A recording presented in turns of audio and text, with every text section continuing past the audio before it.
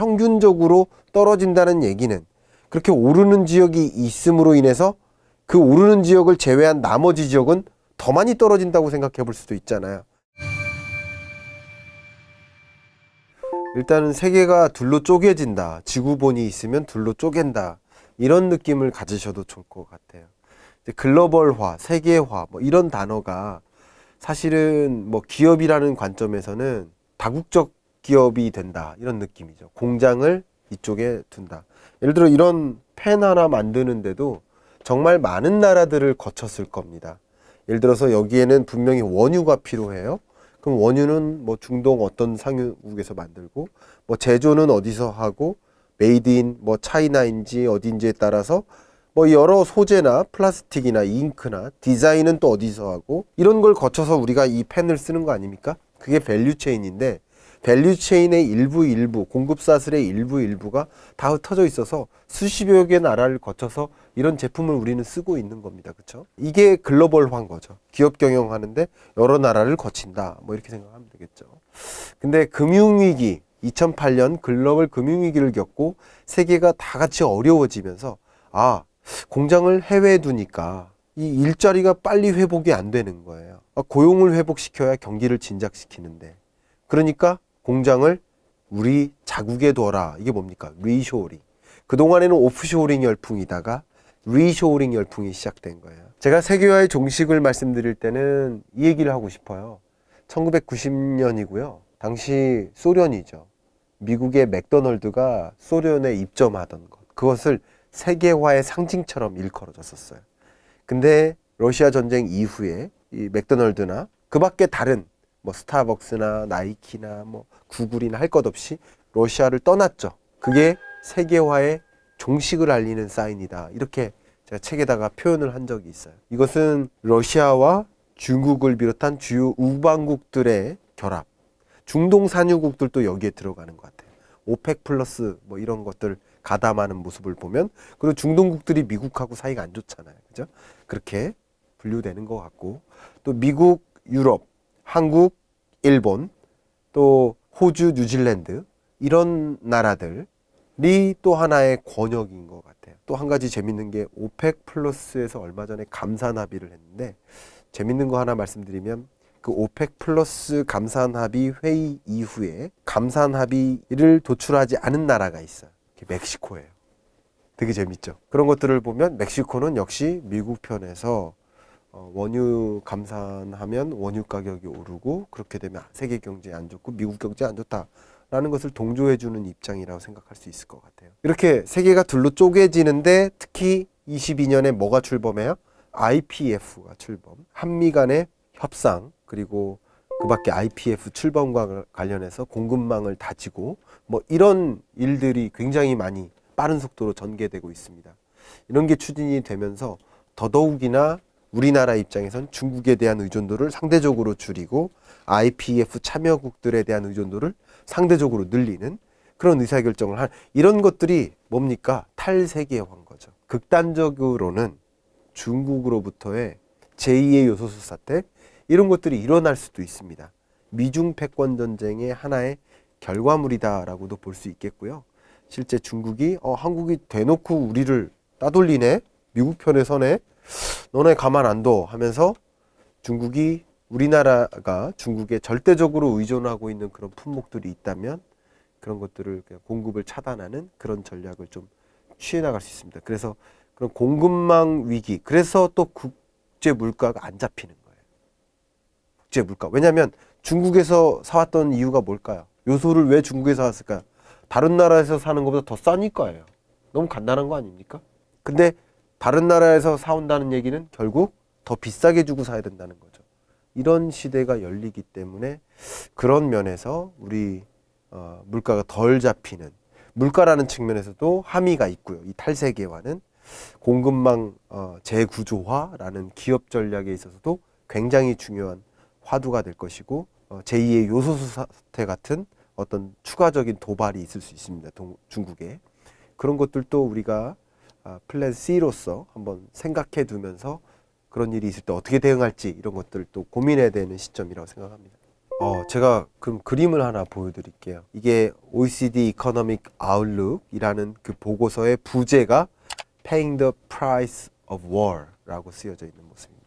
이 손 결을 보니까 살짝 연배가 좀 있어 보이시는데, 이분이 라디에이터에 손을 얹고 있는 모습은 라디에이터가 뜨겁게 달궈지지 않았다는 걸 뜻하죠. 틀긴 틀었지만. 근데 몸을 가까이 붙이고 옷을 두껍게 입고 있는 모습은 춥다라는 뜻이고, 추운데 에너지를 많이 활용하지 못하고 있다라는 뜻이라고 해석해 볼 수 있을 것 같아요. 러시아와 EU 간에 주고받는 가스가 있는데, EU로 가는 파이프라인의 가스 공급량이 지속적으로 줄고 있습니다. 물론 러시아는 이것을 무기화하고 있는 거예요. 천연가스를 완전히 잠궈서 EU를 내 말 듣게 만들겠다, 그런 과정이라고 생각해 볼 수 있겠고요. 그런 과정에서 정말 심각한 에너지 위기 상황에 있습니다. 에어컨도 함부로 못 틀고요. 여러분 유럽 가시면 성베드로 성당 가실 텐데, 성베드로 성당 조명을 꺼요. 그 에너지 절약 캠페인이 벌어지고 있고, 샤워 시간 줄이기, 이런 캠페인이 벌어지고 있고요.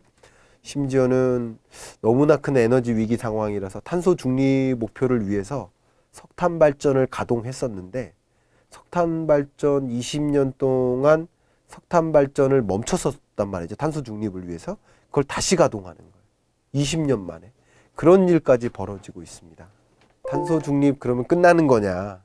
어쨌든 일보 후퇴의 모습이거든요. 그것은 일보 후퇴할 수밖에 없는 여건이라고 생각을 하고요. 발등에 불이 떨어졌으니까. 그러나 탄소 중립 일보 후퇴가 아니라 2보 전진을 위한 준비 과정이다. 투자 관점에 굉장히 중요한 포인트가 있기 때문에 강조하겠고요.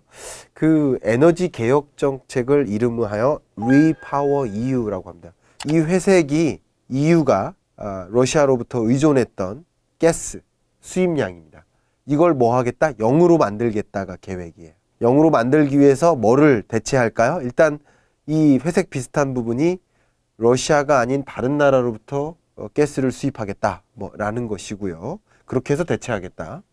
그리고 나머지 부분들이 중요한데, 에너지 사용량을 감축한다든가 히트 펌프를 좀 도입한다든가 이런 것들인데, 그 중에 중요한 게 이겁니다. Renewable Energy Electricity. 여기에 추가적으로 재생에너지 설비를 더 많이 늘리겠다라는 계획.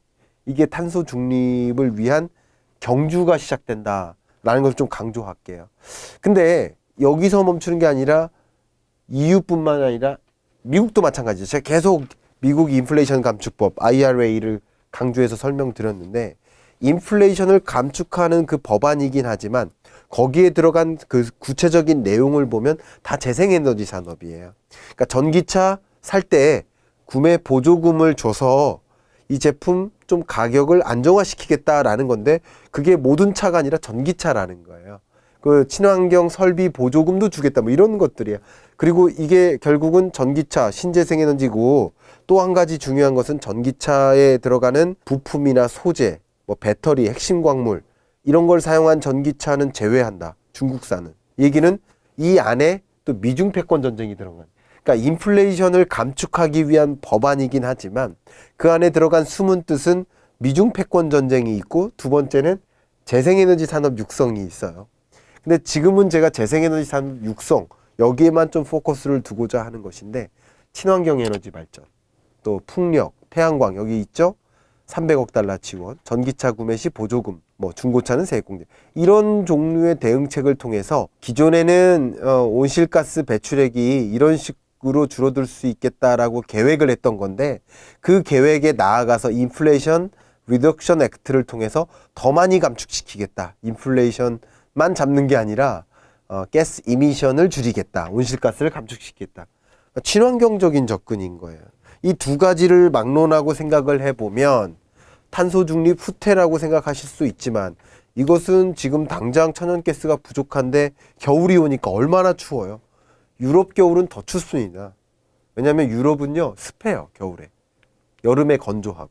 습하니까 그 차가운 온도가 더 체감이 돼요. 결과적으로 이런 노력들, 미국이나 유럽의 노력들은 뭐냐면, 지금 그냥 그대로 놔두면 이 베이스라인처럼 이산화탄소 배출량이 늘어나는데, 보시는 것처럼 이 일본과 같은 탄소세를 매긴다든가, 그리고 뭐 전기차 보조금이나 재생에너지 보조금을 더 준다든가 다양한 재생에너지 인프라를 확충한다든가 해서 이렇게 낮추겠다라는 거예요. 이산화탄소 배출량이.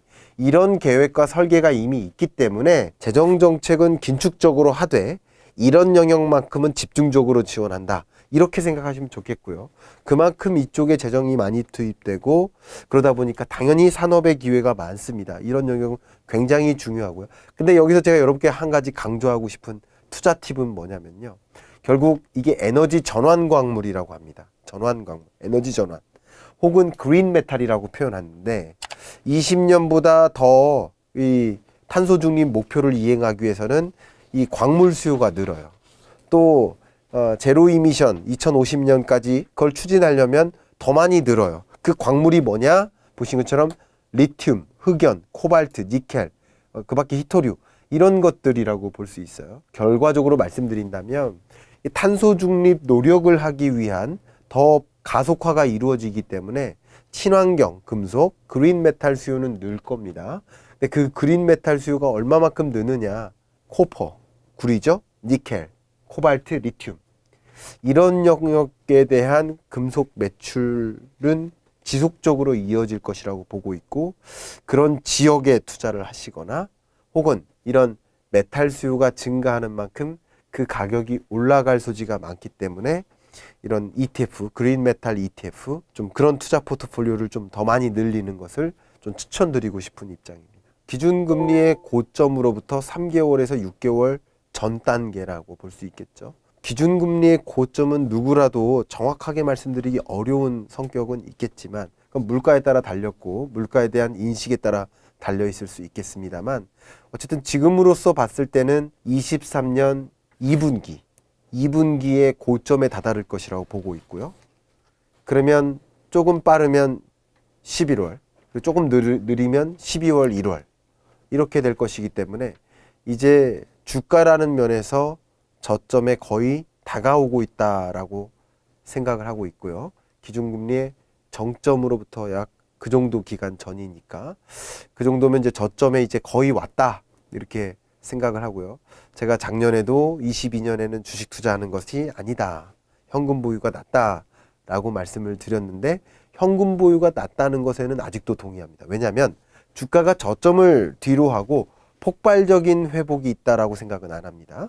폭발적인 회복이라기보다는 주가가 지지부진한 회복이라고 생각하시면 좋을 것 같아요. 왜냐하면 경기 침체가 있기 때문에. 그래서 2020년과 21년은 유동성 장세죠. 금리 떨어뜨리면서 주가가 올라간 거잖아요. 그리고 22년에는 역유동성 장세죠. 금리가 가파르게 인상되면서 모든 주가가 빠진 거죠. 근데 23년은 실적 장세입니다. 유동성이라는 면이 다시 제자리로 돌아온 흐름인 거고 그 이후부터는 선반영됐기 때문에 이제 실적에 따라 갈리는 것이기 때문에 그 어떤 때보다도 유망 산업에 대한 관심을 갖고 옥석 가리기 이런 것들이 필요하겠다. 근데 전반적으로 평균선에서는 어쨌든 정점을 통과하겠지만 그렇게 막 드라마틱한 반등 이런 것은 기대하기 어렵겠다. 이렇게 주가를 좀 설명드려보고 싶습니다. 이미 주가에 대해서도 말씀드렸습니다만 주가와 부동산 시장은 가장 크게 첨예하게 갈리는 것 두 가지가 뭐냐면 주식시장 환율을 비롯한 외환시장은 선행성이고요. 부동산 시장은 동행성입니다. 이게 굉장히 중요한 포인트예요. 특히 뭐와 동행한다? 금리와 동행한다. 가격은 항상 이 수요와 공급에 의해서 결정될 가능성이 높은데 근데 수요와 공급을 자극하는 게 또 금리예요. 금리가 너무 높으면 올해 말에 대출 금리가 8%까지 올라갈 것으로 보고 있는데요. 여러분 8% 대출 금리를 의존해서 집 사겠다는 생각 있으세요? 없죠. 이게 주택가격 전망 CSI인데요. 이 지표는 저의 전망이 아니라 여러분들의 전망, 여러분들의 믿음이에요. 개개인의 믿음. 그 개개인의 믿음이 주택가격 전망이 계속 떨어질 것이다 라고 생각을 하고 계세요. 이렇게 얼어붙게 만드는 게 금리예요. 이 통계가 작성된 이래로 역사상 저점에 해당됩니다. 이토록 매수세를 떨어뜨리게 만드는 요인이 금리예요. 물론 나는 대출 안 받아도 됩니다 하시는 분이 계실 수 있어요. 그러나 대출 안 받는 수요가 전체 수요에서 뭐 10분의 1이다 라고 했을 때 10분의 9가 대출이 필요하다라고 보는 입장이라고 한다면 전체 수요는 떨어지기 때문에 가격 하방 압력이라고 볼 수 있는 거죠. 그렇게 생각하시면 좋겠고요. 두 번째, 매도세를 강화시키죠.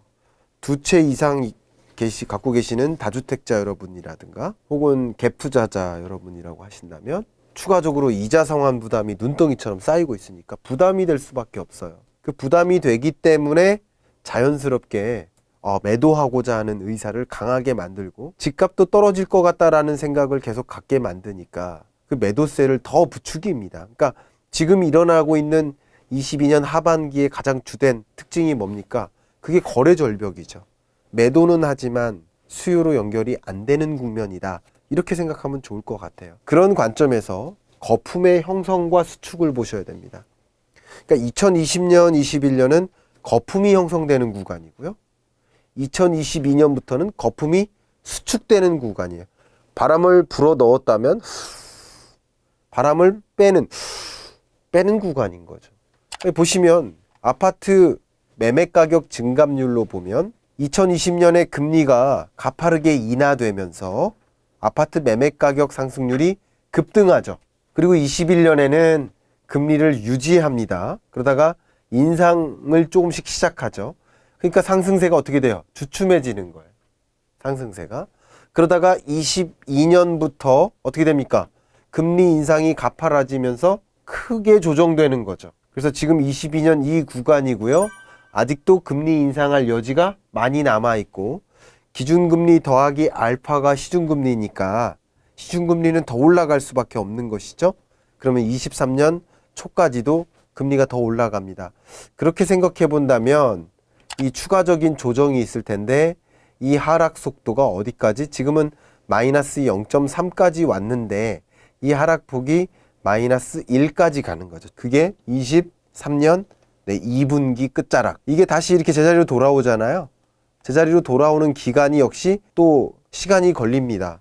그런 것을 생각해 보면 적어도 23년은 계속 조정되는 국면이다. 그러니까 조정폭이 좀 둔화되긴 하면서 0에 가까운 그 마이너스 증감률을 향해서 가긴 하지만 이게 증감률이라는 그래프, 증감률이라는 통계를 이해하시려면 여전히 조정되는 국면이라는 거죠. 조정되는 그 속도가 둔화될 뿐이죠. 그런 구간을 지나는 게 23년입니다. 그런 관점에서 여러분이 특히 내 집 마련 수요라고 생각을 해 보신다면 지금 내 집 마련 여부, 예를 들어서 제가 제 채널을 운영하니까 제 채널에 댓글이 달리면 제가 아직까지 채널이 작아서 적극적으로 답변을 드립니다. 근데 한 분이 지금 막 금매 같은 게 쏟아져서 마이너스 50% 40%도 나왔다. 이거 제가 신혼인데 이거 내 집 마련하는 게 좋지 않습니까? 라고 질문 주셔서 뭐 개개인의 뭐 투자 컨설팅은 제가 조언 드릴 수가 없지만 아파트 매매 가격 증감률을 통해서 이미 설명드린 대로 전국 평균 아파트 매매 가격 증감률 기준으로는 조정된다. 물론 여러분들이 각각 체감하시는 부동산 경기가 다를 겁니다. 나는 수직 증축 허용된 우리 강남 아파트에 살고 계시다. 그러면 그 호재가 발동해서 이렇게 많이 꺾이지 않을 수도 있고 오히려 급등할 수도 있어요. 지역마다 다릅니다. 근데 한번 생각해 보세요. 평균적으로 떨어진다는 얘기는 그렇게 오르는 지역이 있음으로 인해서 그 오르는 지역을 제외한 나머지 지역은 더 많이 떨어진다고 생각해 볼 수도 있잖아요. 그래서 평균의 의미가 이렇다라는 것이죠. 그렇게 여러분 받아들여 주시길 부탁드립니다. 그렇게 거품 수축이 일어난다. 그러니까 버블 브레이킹이라고 쓰지 않았어요. 거품이 꺼져버리는, 거품이 붕괴되는, 거품 붕괴, 버블 브레이킹이 아니라 거품이 수축되는 거예요. 왜냐하면 떨어진다 하더라도 21년 초 가격 그 이하로 떨어지지는 않는 거예요. 떨어진다 하더라도. 왜냐하면 풍선이 불었다면 이만큼 쪼그라든 느낌. 네, 여전히 20년 한 해 상승한 그 수준 이하로 떨어지지는 않는 모습, 이렇게 생각을 하고요. 특히 지금은 수요 사이드만 제가 보여드린 거예요. 이제 공급 사이드를 봐야 돼요. 근데 공급이라는 관점에서는 신규 주택 공급량, 앞에는 다소 기존 주택 공급이라는 관점에서 공급세를 강하게 만든다라고 했잖아요. 이제 신규 주택 공급이라는 관점에서 제가 여러분께 보여드리고 싶은 것이 인허가 실적이죠. 왜냐하면 분양하려면 어떻게 돼요? 이 건설사들이 국토교통부로 가서 인허가를 먼저 받아야 돼요. 그럼 인허가 받은 날로부터 대략 2, 3년 후에 공급이 시작됩니다. 분양이 시작된다는 거예요. 그럼 인허가 실적 물량이 있다면 그것은 앞으로 2년 후, 3년 후 공급 물량을 예측할 수 있는 선행 지표죠. 저도 그걸 가지고 알지 어떻게 압니까? 그죠? 근데 인허가 실적을 보면 여기 보시는 것처럼 쭉 조정되죠. 이때까지 조정되죠. 2020년까지. 이 얘기는 곧 공급 물량으로 보면 2022년까지 공급세가 약화되는 거예요. 그럼 23년부터는 21년부터 반등한 흐름이 있는 것처럼 당연히 23년부터는 공급이 늘어요. 그러니까 문재인 정부의 뭐 공급 폭탄이다 이런 말씀 많이 하셨었잖아요. 그 효과가 사실 23년에 나타나는 거고, 그리고 현 정부도 어떻게 보면 공급이라는 전략, 부동산 정책이라는 기조, 그것은 같이 바톤을 받아들고 이어가고 있어요. 그래서 이 인허가 실적은 그 이후 저점 찍고 계속 올라갈 겁니다. 이런 관점에서 생각해 봤을 때 이것은 이제 23년과 24년을 결정짓는 선행 지표는 20년, 21년 이거잖아요. 그죠? 이것을 가지고 생각을 해 본다면 여러분께 이제 주택 공급량이라는 것을 충분히 이해할 수 있게 될 겁니다. 그런 관점에서 이 미분양 주택이 굉장히 중요한 흐름이에요. 저도 미분양 주택을 매년 경제전망서에 부동산 전망 파트에 빼놓지 않고 여러분께 제시해 드리는 그래프인데요. 보시는 것처럼 미분양 주택이 2020년에 급격히 떨어지죠. 이게 대세 상승장이에요. 그리고 21년부터는 미분양 주택 감소 속도가 둔화되죠. 이게 주택 가격 상승세가 둔화되는 지점이에요. 앞에 제가 제시해드렸던 이 그래프하고 거의 유사합니다. 그죠? 유사하죠. 그리고 조정되잖아요. 조정되는 것은 역시 미분양 주택이 쌓이면서예요. 신규 주택도 그렇지만 기존 주택도 마찬가지 거래 절벽과 함께 주택 가격이 조정되는 것인데, 앞에 말씀드렸던 것처럼 이런 조정 속도나 이런 것들은 향후에도 계속될 것이다. 기준금리의 고점에서 상대적으로 시중금리도 높을 경향성이 높고, 그것이 부동산 경기에 큰 충격을 실제 23년 초중반에 줄 것이다. 이렇게 보고 있습니다. 저는 다소 이제 경제를 보는 사람으로서 거시적으로 부동산 경기를 전망하는 사람이다라고 볼 수 있고, 여러분이 지역별로 혹은 거주 지역뿐만 아니라 주거 형태별로 체감하는 부동산 시장은 천차만별일 수 있습니다. 그러나 평균적인 흐름이 이렇게 전개된다라는 것을 알고 부동산 시장을 접근하면 훨씬 여러분이 시장을 제대로 볼 수 있는 기회가 되지 않을까, 이렇게 의견을 올리고 싶습니다. 여러분들께 좀 드리고 싶은 말씀은, 어떤 투자를 하든 또 종목을 고민하든 혹은 부동산 어떤 지역을 고민하시든 국면을 좀 정의하셨으면 좋겠다. 제가 그 철부지라는 문장을 넣었어요. 철을 모른다는 얘기는 다시 말하면 봄에는 씨 뿌리고 가을에는 수확을 해야 되는데, 가을에 씨 뿌리면 철을 모르는 사람이죠. 농사가 망하겠죠. 그게 철부지입니다.